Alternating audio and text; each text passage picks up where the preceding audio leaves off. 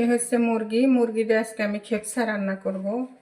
মুরগির অর্ধেকটা নিয়েছি, যেহেতু দুইটা পোলাপান খাবে না, যার জন্য হচ্ছে অর্ধেকটাই উঠাই নিয়েছি।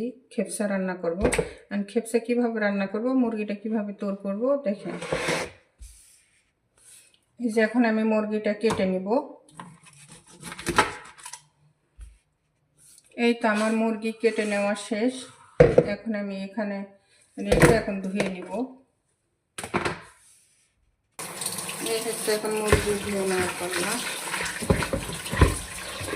পানি দিয়ে দিলাম।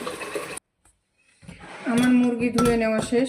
এখন পানি ঝরে যাওয়ার জন্য এখানে আমি মুরগিগুলো এই যে উঠায় নিতেছি। এই তো আমার মুরগিগুলা পানি ঝরে যাওয়ার জন্য এখানে উঠায় নিয়েছিলাম। পানি ঝরার জন্য কিছুক্ষণের জন্য আমি রেখে দিব, যাতে যেন পানিগুলো সবগুলা ঝরে যায়।